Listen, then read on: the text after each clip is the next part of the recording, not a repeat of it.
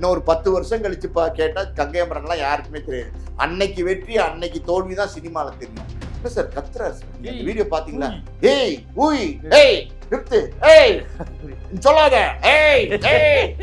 அதுவும் சமீபத்துல பாத்தீங்கன்னா கோமாளி மாதிரி நடந்துக்காரு. சீனியர்னா சீனியர், அதாவது வந்து வயசுல சீனியரா இருப்பாரோ இல்லையோ மற்ற விஷயங்கள்ல பயங்கர சீனியரா இருப்பார். இந்த மாதிரி பேசுறது, அச்சா முச்சான்னு போய் மேடைகள்ல உளறது, இதுல எல்லாம் இவருக்கு தான் அந்த சீனியாரிட்டி. ஷார்ட் கேமரா ஆக்ஷன் ஏய் ஓய் ஏய் அப்படின்னாங்களா, அந்த மாதிரி ஒரு ஒரு ஒரு 78 வயசுல இருக்கிற ஒரு மூத்த மனிதர் மாதிரியா நடந்துக்கிறார். அந்த வீடியோல போய் கத்துறாரு சார். ஒரு தனிநபரை மேடையில் நிக்கிற ஒரு ஒரு நபரை வந்து இப்படி அசிங்கப்படுத்துறதுக்கு உங்களுக்கு யார் சார் உரிமை கொடுத்தா? அவர் வந்து ஒரு கலையை விரும்பி உங்களை விரும்பி நேசிச்சு உங்களை பார்க்க வந்த ஒருத்தரை இப்படி கேவலப்படுத்தி அனுப்பிட்டு, அவர் வந்து சாமானியன் ஒரு சாதாரணமான ஆளுங்கிறதுனால தானே இப்படி பண்ணி அனுப்பிங்க. இது வந்து உங்களை ஒருத்தர் இப்படி வந்து மேடையில வந்து ஏதாவது அவமானப்படுத்தினா நீங்க ஒத்துவீங்களா? உங்களை யாராவது கேவலப்படுத்தினா நீங்க ஒத்துவீங்களா? சொல்லுங்க, நீங்க தனியா வரீங்க அப்படி இப்படின்னு. அதாவது வந்து இந்த மாதிரி கேள்விகளை யாருமே. ஜீவா சினிமா பார்வையாளர்களுக்கு வணக்கம். இன்றைய நேர்காணலில் திரை ஆய்வாளர், தமிழ் சினிமா தயாரிப்பாளர் பாலாஜி பிரபு அவர்கள். சார் வணக்கம். சார் வணக்கம். சார், கங்கை அமரன் ஒரு நல்ல இசையமைப்பாளர், பாடகர், திரைப்படங்களை தயாரித்திருக்கிறார், இயக்கியிருக்கிறார். ஆனால் பார்த்தீங்கன்னா சமீப காலமாக அவருடைய செயல்பாடுகள்லாம் இப்போ உள்ள தலைமுறைக்கு அவருடைய படம்லாம் தெரியாது. இப்போ உள்ள பசங்களுக்கு யாருக்குமே தெரியாது. இவர் ஒரு சினிமா டைரக்டர் அப்படியா, இவர் ஒரு தயாரிப்பாளர் அப்படியா, இவர் ஒரு மியூசிக் டைரக்டர் அப்படியா அப்படிதான் கேட்பாங்க. வெங்கட் பிரபுவோட அப்பா ஓ அப்படியா அப்படின்னா தான் தெரியும். கரெக்டா நாட் பிடிச்சி. வெங்கட் பிரபுவோட அப்பா பிரேம்ஜியோட அப்பா. எப்பா பிரேம்ஜின்னு ஒருத்தர் அவரோட அப்பா ஓ அப்படியா அப்படின்வாங்க. அதாவது வந்து வெங்கட் பிரபு பிரேம்ஜியை வச்சுதான் இவருக்கே அடையாளம். இவருக்கு தனி அடையாளம் ஒண்ணுமே கிடையாது. அது போயிட்டு கரகாட்டக்காரன் எல்லாம் இவர் தான் பாடினா யாரு இது பண்ண போறாங்க? கரகாட்டக்காரனே இன்னைக்கு ஜெனரேஷன் தெரியாது. அப்படி இருக்கும்போது இன்னைக்கு இவர் இந்த பொது அலங்குகள்ல இவர் நடந்துக்கிறது வந்து நான் பெரிய ஆளு ஒரு மாதிரி. அது எப்படின்னா, இந்த இசைத்துறையில வந்து நீங்க வந்து பாடல் எழுதியிருக்கிறீங்க, இசையமைச்சிருக்கிறீங்க, பாடி இருக்கிறீங்க, எல்லாம் பண்ணியிருக்கிறீங்க. உங்களுக்கு இவ்வளவு பெரிய அங்கீகாரத்தை கொடுக்கறது மக்கள் தானே. மக்கள் கொடுத்த அங்கீகாரம் தானே. மக்கள் உங்களை வந்து தலையில் தூக்கி வச்சு கொண்டாடினதுனால தானே உங்களை வந்து இன்னைக்கு இவ்வளவு பெரிய உயரத்துல அவமானப்படுத்தக்கூடாது. மக்கள் கொடுத்த பணம், புகழ், பேர் எல்லாமே மக்கள் தானே. அப்படி இருக்கும்போது அந்த மக்கள் கிட்ட நான் ஒரே ஒரு விஷயம் சொல்றேன் சார், இவ்வளோ உங்களுடைய கலையை ரசிச்சு இவ்வளவு பெரிய அடையாளங்களை கொடுத்தது இந்த மக்கள் தான். அப்படி அந்த மக்களுக்கு நீங்க திருப்பி என்ன கொடுக்குறீங்க? ஒரு நாகரிகமா ஒரு 78 வயசாவது இருக்கும் கங்கை அமரனுக்கு. இருக்கும் நிச்சயமா இருக்கும். அப்படி ரஜினியோட சீனியர் அவரு, எல்லாரோடையும் சீனியர்னா சீனியர். அதாவது வந்து வயசுல சீனியரா இருப்பாரோ இல்லையோ மற்ற விஷயங்கள்ல பயங்கர சீனியரா இருப்பார். இந்த மாதிரி பேசுறது, அச்சா முச்சான்னு போய் மேடைகள்ல உளறது, இதுல எல்லாம் இவருக்கு தான் அந்த சீனியாரிட்டி. இந்த சினிமால சார் நான் ஒரே ஒரு விஷயம் சொல்றேன் கேளுங்க. கங்கை அமரன் வந்து என்னைக்காவது எதை மேடையிலையாவது வந்து சரியா பேசியிருக்காரா? ஒரு அறிவு சார்ந்த கருத்தை வந்து தெளிவா வந்து எடுத்துரைச்சிருக்காரா? இசை சார்ந்தும் பேச மாட்டாரு, எதுவுமே பேச மாட்டாரு. அதாவது வந்து அதுவும் சமீபத்துல பாத்தீங்கன்னா கோமாளி மாதிரி நடந்துக்க ஆரம்பிச்சார். நேத்திக்கு அந்த விழால பாத்தீங்கன்னா, அந்த வாலிக்கு ஏதோ ஒரு விழா நடந்திருக்கு. அந்த விழால வந்து இவருக்கு ஏதோ பரிசு கொடுக்குறாங்கன்னு கூப்பிட்டு இருக்காங்க. அதுல பேசுறதுக்கு வரும்போது பின்னாடி ஒரு சிவப்பு சட்டை போட்டு அந்த ஆளை பார்த்தாலே அப்ராணியா இருக்கு. அப்ராணின்னு சொல்லுவாங்கல்ல, அப்ராணி பார்க்க பல மாதிரி இருக்காண்டாங்க. பாம்போல இருக்காரு அவரு, பாம்போல இருக்கிற அப்ராணி. ஒண்ணுமே தெரியாது. அப்ராணின்னா யார சொல்லுவாங்கன்னா, ஒண்ணுமே தெரியாதவரு, பாவம் வெள்ளந்தியான ஆளு அப்படிங்கறத அப்ராணின்னு கிராமத்துல சொல்லுவாங்க. அப்படி வெள்ளந்தியா இருக்கிறாரு ஒருத்தர் சிவப்பு சட்டை போட்டு ரசிக்கிறாரு.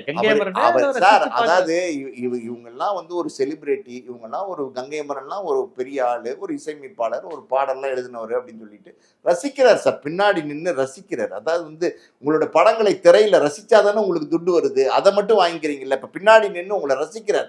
அவரை கேவலப்படுத்துற மாதிரி வந்து பாத்தீங்கன்னா திடீர்னு வந்து பாத்தீங்கன்னா நடந்த ஒரு வாட்டி போறாரு. அதாவது வந்து திரும்பிக்கிட்டு பாத்தீங்கன்னா அவர் சொல்றாரு, நீ வந்து பேசு அப்படின்னு, நீ வந்து பேசு அப்படின்னு போது அவர் இல்ல சார் நீ வந்து பேசுங்க அப்படின்னு அவரை நினைச்சுக்கிறாரு.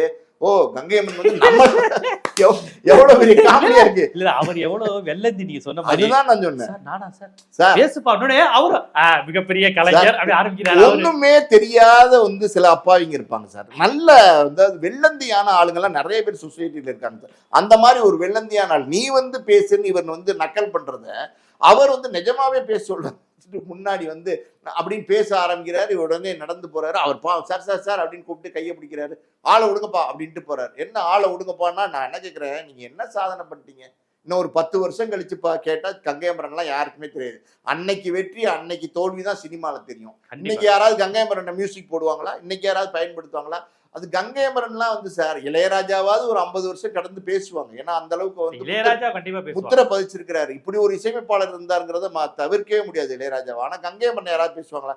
யாருப்பா கங்கையமரன் அப்படின்னு கேட்பாங்க. அப்பயும் வந்து வெங்கட் பிரபுவோட அப்பா, பிரேம்ஜியோட அப்பா, இளையராஜாவோட தம்பி, பாவலரோட தம்பி, ஆர்டி பாஸ்கரோட தம்பி, இப்படி பல அடையாளம் கொடுத்தாதான் யுவன் சங்கராஜோட சித்தப்பா, யுவன் சங்கரோட சித்தப்பா, யாருக்காவது சித்தப்பா இல்ல பெரியப்பா அப்படின்னு சொன்னாதான் ஒன்னே சொல்லி அடையாளம் கிடையாது. இன்னாருடைய மகன், இன்னாருடைய அப்பா, இன்னாருடைய தம்பி, இதான் உங்களுக்கே அடையாளம் கிடையாதுன்னும் போது நீங்க உங்களை ஒருத்த மதிச்சு கூப்பிட்டு பேச வைக்கிறாரு. உங்களோட ரசிகர் மாதிரி இருக்கிற அந்த அப்பாவி போய் வந்து திரும்பி நின்று அது செஞ்சு காமிக்கிறதெல்லாம் ரொம்ப தப்பு சார். அதாவது வந்து இந்த மாதிரி அதாவது வந்து இவர் வந்து எப்படி தெரியுது உத்து பாக்குறாராம். என்ன இவர் என்ன கிளியோ பட்ரா கங்கையமரனை உத்து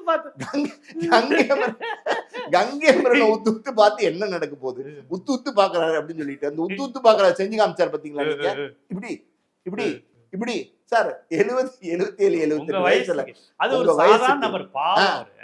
பாவங்க. அதான் நான் சொல்றேன்ல, மறுபடியும் சொல்றேன், பாவங்க அந்த ஆளு.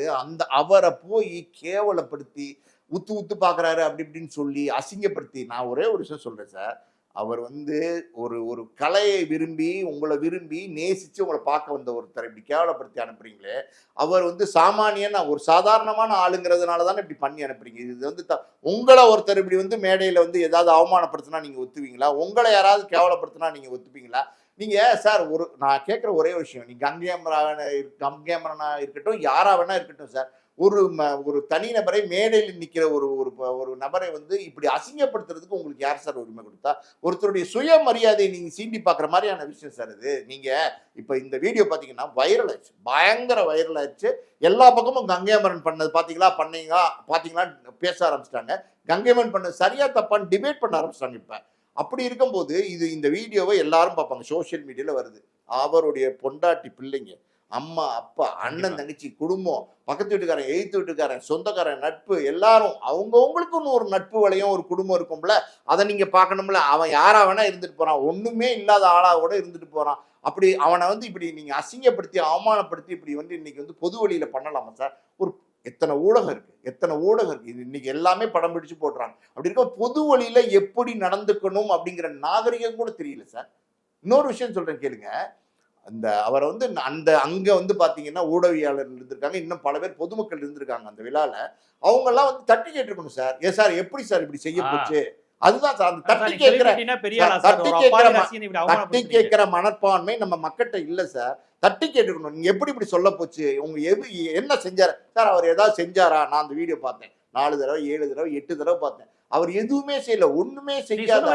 பின்னாடி நின்னு பாக்குறாரு. அதான் சொல்றேன், பின்னாடி நின்னு பாக்குறத வந்து, அதாவது பின்னாடி நின்னு முறைக்கிறது, முன்னாடி நின்னு முறைக்கிறாருன்னு சொன்னா கூட பரவாயில்ல, பின்னாடி நின்னு முறைக்கிறது உங்களுக்கு எப்படி தெரியும்? இப்ப என்ன சைக்காலஜி? யாரையாவது வந்து இந்த மாதிரி திட்டணும், யாரையாவது இந்த மாதிரி கரங்கொண்டு பேசணும், பிளான் பண்ணி பண்ணலாமே. இது வந்து இந்த மாதிரி என்னன்னா விழாக்கள்ல என்ன பண்றாங்கன்னா, இப்ப ஏதாவது ஒண்ணு பேசுங்க, அடிச்சு பேசுங்க அப்படிங்கிற ஒரு கூல் சுரேஷ்னு ஒருத்தர் இருந்தார் பாத்தீங்களா?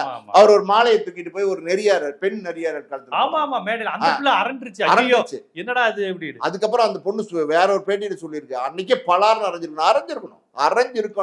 அரைஞ்சிருந்தா மறுபடியும் யாராவது இந்த மாதிரி வருவாங்களா? அரைஞ்சிருக்கணும். அதே மாதிரி மிஸ்கின் ஒரு மேடையில ஏறி பாத்தீங்களா என்னென்னமோ பேசினார் பாட்டில் ராதான் ஒரு ஆடியோ விழால. கெட்ட வார்த்தை இருக்கிறதெல்லாம் கெட்ட வார்த்தை, எல்லாமே கெட்ட வார்த்தை. பாராட்டுறதே டேய் அந்த மோனே, டேய் இந்த மோனே பாராட்டுறே. ஆமா சார், கெட்ட வார்த்தை. நான் ஒரு விஷயம் கேட்கிறேன், நீங்க இவ்வளவு தூரம் ஒரு மேடையில ஒருத்தர் தைரியமா கெட்ட வார்த்தை பேசுறாரு அப்படின்னா அதை தட்டி கேட்கறதுக்கு யாரும் இல்லைங்கிற தைரியத்துல தானே பேசுறாங்க. அப்ப தட்டி கேட்டீங்கன்னா பேசுவாங்களா?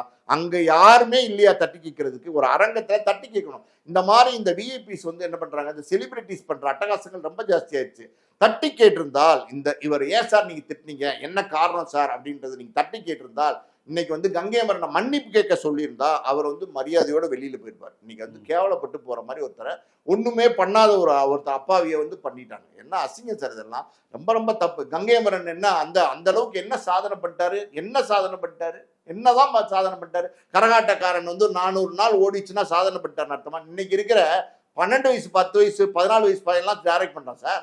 எல்லாருமே டைரக்ட் பண்ணிட்டு வந்தாங்க. இன்னைக்கு இருக்கிற டைரக்டர்ஸ் பாருங்க. கரகாட்டக்காரன் தில்லானா மோகனம்பாலுடைய அடுத்த ஆமா, தில்லானா மோகனம்பால வந்து அதாவது மாடர்னைஸ் பண்ணி எடுத்த படம் தான் கரகாட்டக்காரன். அதை விடுங்க, நீங்க இன்னைக்கு எல்லாருமே டைரக்ட் பண்றான், இன்னைக்கு எல்லாருமே பாட்டு எழுதுறான், எல்லாருமே வந்து இசையமைக்கிறான். இன்னைக்கு எல்லாம் பாத்தீங்கன்னா இருக்கிற யங்கர் ஜெனரேஷன்ல இருக்கிற யங்ஸ்டர்ஸ் எல்லாம் இன்னைக்கு இருக்கிற ஜென்சி கிட்ஸ் படம் பண்றதுக்கு வந்துட்டாங்க சார். அப்படி இருக்கும்போது நீங்க வந்து பெரிய இதெல்லாம் ஒரு சாதனைன்னு நினைக்கிறீங்க. என்ன அதாவது ஒரு ஒரு ஒரு மனுஷன் வீட்டை விட்டு காலையில இருந்து வெளியில வர்றதுக்கு பாத்தீங்கன்னா எத்தனையோ பேரோட உழைப்பு தேவைப்படுது. ஒரு விவசாயியோட உழைப்பு தேவைப்படுது, ஒரு பிரஷ் தயாரிக்கிறவனோட உழைப்பு தேவைப்படுது, ஒரு டெய்லரோட உழைப்பு தேவைப்படுது, ஒரு செருப்பு தைக்கிறவனோட உழைப்பு தேவைப்படுது. இப்படி பாத்தீங்கன்னா எத்தனையோ ஒரு பேருடைய கூட்டு முயற்சி, ஒரு 100-150 பேருடைய கூட்டு முயற்சியில தான் நம்ம காலையில வெளியில வரோம். எல்லாத்துக்கும் நமக்கு தேவைப்படுது சார். நம்ம தலை சீவிர சீப்பு வேணும், என்ன வேணும், என்ன பவுடர் வேணும், எல்லாமே வந்து ஒருத்தர் கொடுக்குறான். நம்ம ஒரு வீட்டை விட்டு வெளியில வரதுக்கு இவ்வளவு பேர் உழைக்கிறாங்க.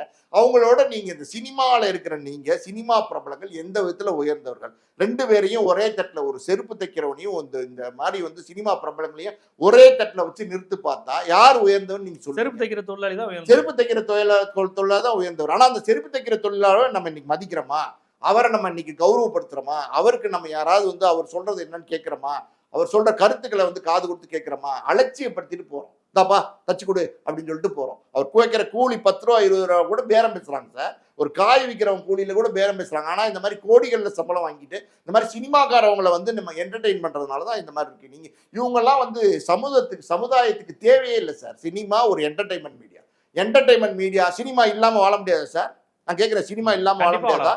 கொரோனா வந்துச்சு, சினிமா இல்லாம வாழ்ந்தமா வாழலையா? சினிமா பார்க்காம இருந்தமா இல்லையா? ஆனா சாப்பிடாம இருந்தோமா, பல்லு விளக்காம இருந்தோமா, தலை சீவாம இருந்தோமா? எல்லாமே தேவைப்பட்டுச்சுல. அப்ப அத்தியாவசிய பொருட்கள் ஒரு எப்படி சொல்றது, ஊரடங்கு நேரத்துல கூட எல்லாமே தேவைப்பட்டுச்சு. காய்கறி தேவைப்பட்டுச்சு, பால் தேவைப்பட்டுச்சு, எல்லாமே தேவைப்பட்டுச்சு. சினிமா இல்லாத வாழ்க்கை கூட நம்ம வாழ முடியும். இவங்கெல்லாம் வந்து தொங்கு சதை சார். ஒரு உடம்புல எக்ஸ்ட்ராவா இருக்கிற தொங்கு சதை. இவங்களையெல்லாம் வந்து என்டர்டெயின் பண்ணி இவங்களையெல்லாம் கூப்பிட்டு கௌரவிக்கிறதுனால தான் இவங்கெல்லாம் பண்றாங்க. இவங்களையெல்லாம் இந்த மாதிரி தொடர்ந்து நீங்க சார், இந்த மேடை மட்டும் கிடையாது. கங்கை அமரன் வந்து ஊடகவியலாளர்கிட்ட பேசுவாரு. இளையராஜா ஒரு புத்தகம் எழுதியிருந்தார்ல, அதுல அந்த அம்பேத்கர் அந்த முன்னுரை வந்து 3 பக்கம் எழுதுனது நீங்க தானா அப்படின்னு சொல்லி வெளியில சொல்றாங்க அப்படின்னு கேட்டதுக்கு, என்ன சார் கத்துறாரு சார். நீங்க இந்த வீடியோ பாத்தீங்களா? ஏய் ஊய் ஏய் நிறுத்து, ஏய் சொல்லாத, ஏய் ஏய் பட்டாக்கத்தி பயிரவ. அதாவது இந்த சினிமால ஷூட்டிங் நடத்தும் போது இந்த கூட இருப்பாங்க, அதாவது இந்த ஜிம் பாய்ஸ் ஃபைட்டர்ஸ் இருப்பாங்க. அவங்க எப்படின்னா அவங்க சவுண்டு போட்டுதான், அவங்க சவுண்ட் இப்படி போடுவாங்க. அதாவது ஷூட்டிங்ல பாத்தீங்கன்னா ஷார்ட் கேமரா ஆக்ஷன், ஏய் ஓய் ஏய் அப்படின்னாங்களா, அந்த மாதிரி ஒரு ஒரு 75-78 வயசுல இருக்கிற ஒரு மூத்த மனிதர் மாதிரியா நடந்துக்கிறாரு. அந்த வீடியோல போய் கத்துறாரு சார். நீங்க பாத்தீங்களா இல்லையா அந்த வீடியோவை? இதெல்லாம் வந்து என்ன மாதிரியான மனநிலை? இந்த மாதிரியான மனநிலை இருக்கிறவங்கள கூப்பிடக்கூடாது. முதல்ல வந்து கூப்பிடக்கூடாது. தொடர்ந்து தப்பு செய்யறாங்க. ஏதோ ஒரு இடத்துல ஒன்னு 2 இடங்கள்ல ஏதோ பேசினாரு, ஏதோ ஒண்ணு கோவத்துல பேசிட்டாரு, டென்ஷன்ல பேசிட்டாருன்னா நம்ம வந்து சரின்னு கடந்து போகலாம். தொடர்ந்து இந்த மாதிரி பேசிட்டு சார் எல்லா இடத்துலயும் ஒரு துண்டை போட்டு வந்துட வேண்டியது சார். ஒரு பேண்ட் சட்டையை போட்டு வந்துடும். துண்டை போட்டு வெளியில வந்து அவரோட ஸ்டைல். அநேகமா வந்து துண்டை போட்டு அந்த காலத்துல பஸ்ஸுக்கு சீட்டு பிடிச்சிருப்பாருன்னு நினைக்கிறேன். அந்த துண்டை இன்னும் தோல்லே போட்டுட்டாலே துண்டை போட்டு எல்லா இடத்துலயும் வந்து ரொம்ப தப்பு சார். அதாவது வந்து நீங்க எங்க இருந்து வந்தீங்க, என்னவா வந்தீங்க, உங்களுக்கு இந்த சினிமா என்ன ஒரு உயரத்தை கொடுத்துச்சு? அந்த உயரத்தை கொடுத்தது யார்? இந்த மக்கள் தான். இந்த பணத்தை கொடுத்தது, வசதியை கொடுத்தது, பேரை கொடுத்தது, புகழை கொடுத்தது எல்லாமே இந்த மக்கள் தான். அப்ப அந்த மக்களுக்கு நீங்க திருப்பி எதுவுமே செய்ய வேண்டாம். அந்த மக்களை கௌரவமா நடத்தலாம்ல. அது கூட உங்களால முடியல அப்படின்னா என்ன மாதிரியான மன்ன? நான் என்னை என்ன வேணாலும் செய்ய, என்னை எவனும் எதுவும் பண்ண முடியாது அப்படிங்கிற மாதிரி தானே இருக்கு.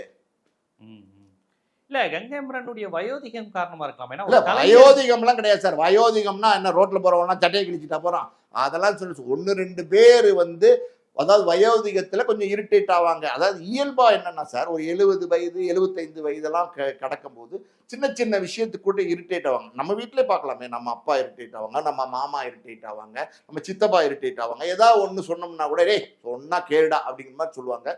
இது எப்படின்னா ஏதாவது வந்து அந்த வயோதிகத்துக்கு அந்த லைட்டா ரியாக்ட் பண்ணுவாங்க. நீங்க வயோதிகம்னா மேடையில போய் நீங்க வந்து இந்த மாதிரி பேசுறீங்களே, அதாவது மேடைக்கு மேடை ஏறி நீங்க வயோதிகம்னு சொல்லி காரணத்தை காட்டி நீங்க தப்பிச்சீங்கன்னா அது என்ன மாதிரியான மனநிலை? வயோதிகம்ன்றதுக்காண்டி என்ன சட்டை கிழிச்சு போட்டு போறாரா? இல்ல துண்டு தோல்ல கட்ட போட்டு வராருல, வயோதிகத்துக்கு தோல்ல துண்டு போடுறத மறந்துடல, இல்ல வந்து பார்க்கறதுக்கு கண்ணாடி போட்டுட்டு யாருப்பா நீனு தெரியலையப்பா அப்படிங்கிறாரா? இது என்ன வயோதிகம்? நல்லா திடகாத்திரமா தானே பேசுறாரு.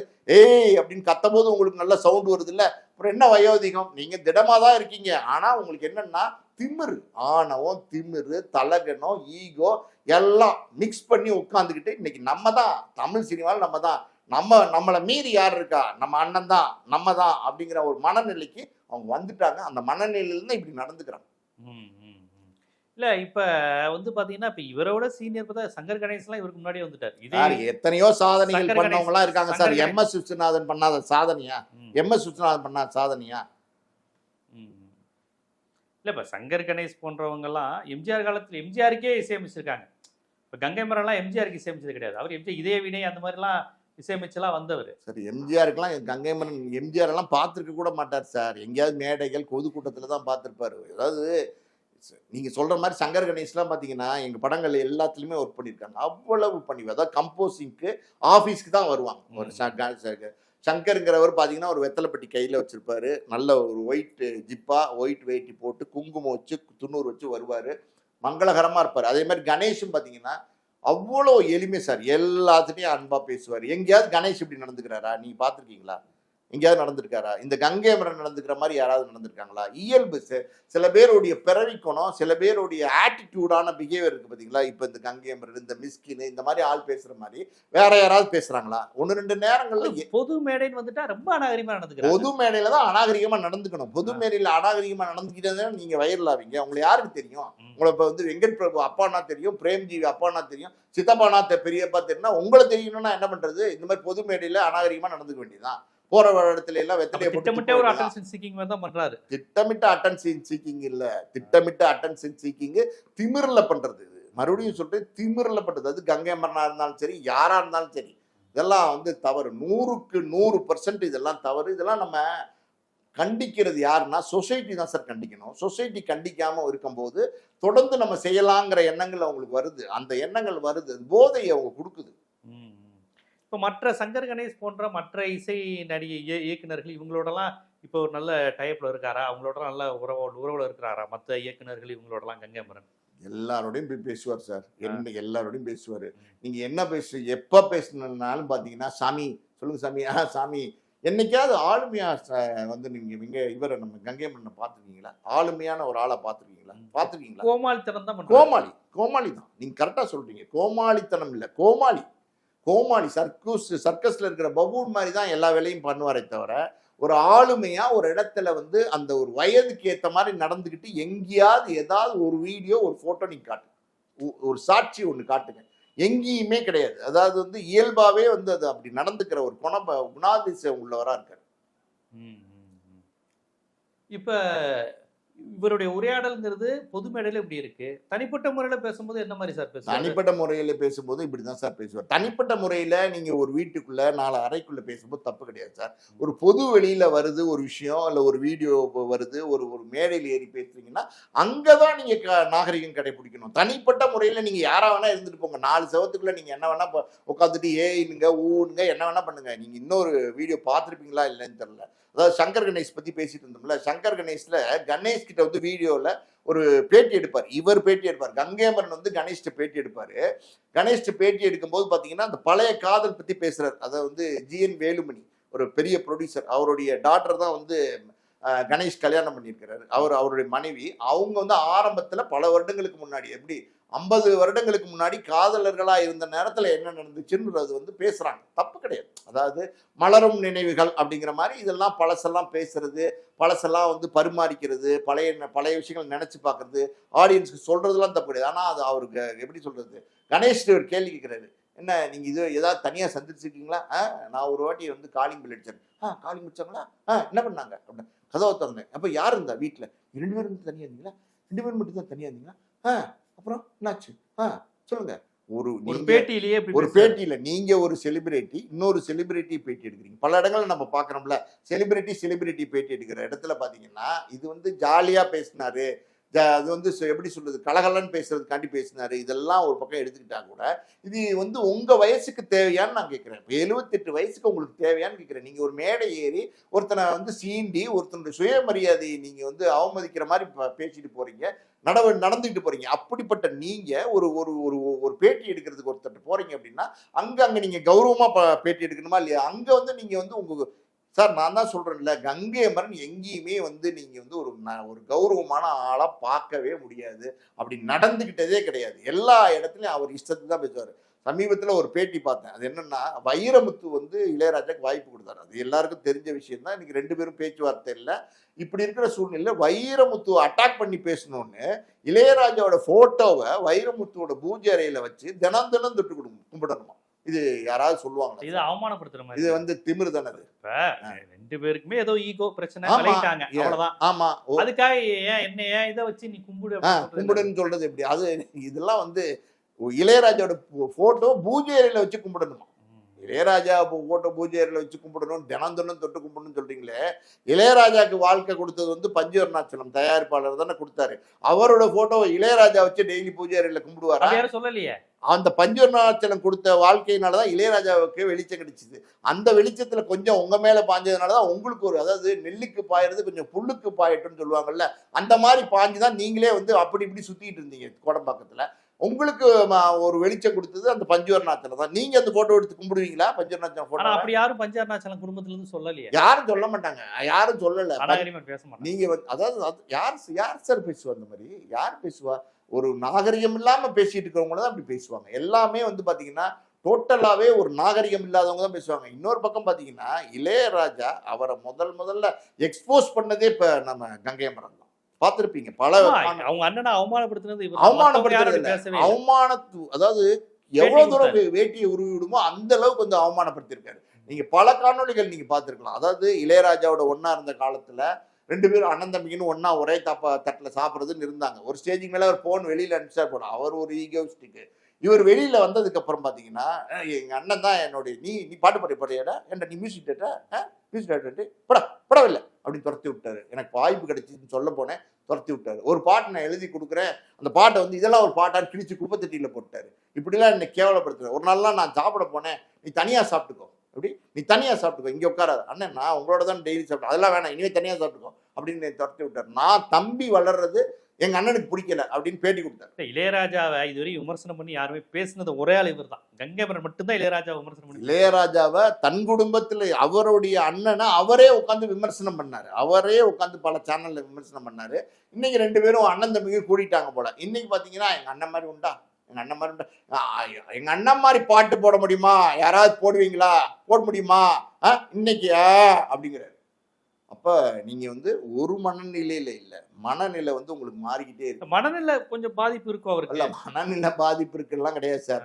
மனநிலை பாதிப்பு இருக்கிற மத்தவங்களை மனநோயாளியா ஆக்கிடுவாரு இவர். மனநிலை அவருக்கெல்லாம் ஒன்றும் பாதிப்பு கிடையாது. அவருக்கு மனநிலை பாதிப்பு அதெல்லாம் கிடையாது. அதாவது நீங்க ஒரு பாயிண்ட்ல ஸ்டிக் ஆன் பண்ணீங்கன்னா அதுல ஸ்டிக் ஆன் பண்ணணும். அன்னைக்கு உங்க அண்ணனுக்கு உங்களுக்கு தகராறு இருந்திருக்கலாம், பிரச்சனை இருந்திருக்கலாம், வெளியில வந்து தப்பா பேசிருக்க கூடாது, அண்ணன் தானே பாத்துக்கலாம்னு இருந்திருக்கணும். அப்ப திருப்பி இன்னைக்கு சேர்ந்தப்போ ஓகேன்னு சொல்லலாம். நீங்க வெளியில வந்து உங்க அண்ணனை வந்து எந்த அளவுக்கு வந்து கேவலப்படுத்த முடியும் கேவலப்படுத்தி பேட்டியெல்லாம் கொடுத்துட்டு இன்னைக்கு வந்து எங்க அண்ணன் அப்படின்னா போங்க உங்க அண்ணன்ட்ட போங்க, யார் வேணான்னா.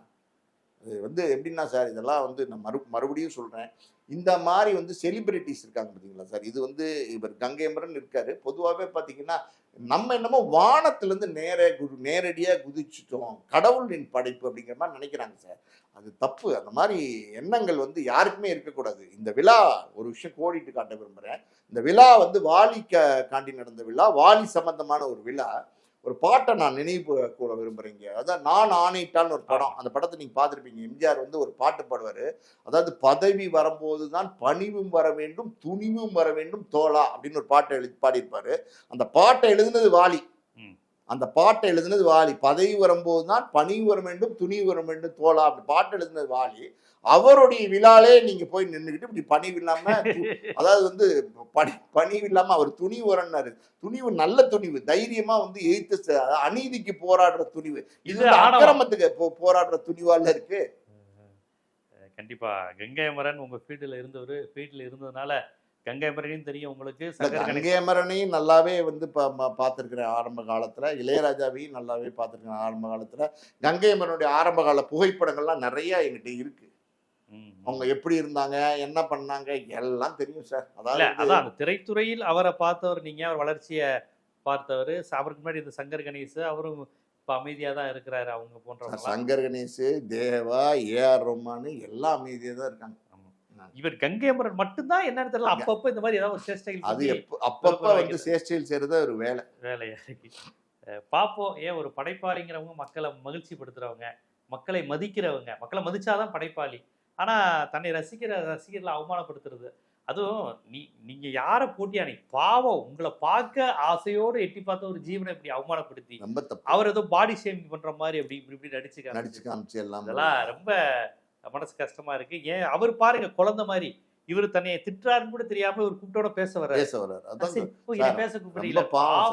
உண்மையாலுமே அந்த மனுஷன் வந்து ரொம்ப பாவம். அதாவது வந்து எப்படி சொல்றது, நீங்க உங்களுக்கு பலமா இருக்கவன்ட்ட சண்டைக்கு போங்க, புள்ள பூச்சிட்டு சண்டைக்கு போவாதீங்க. அதுல உங்களுக்கு வீரத்தை காமிச்சு என்ன பண்ண போறீங்க? கண்டிப்பா கங்கைமரனுடைய இந்த நிகழ்வை எப்படி பார்ப்பது, எப்படி புரிந்து கொள்வது, ஒரு படைப்பாளி அதுவும் ஒரு இசைக்கலைஞன் எப்படி இருக்கணும், ஏன் இவர் இப்படி இருக்காரு போன்ற பல்வேறு செய்திகளை விரிவாக ஆலோசனைங்க. நன்றி.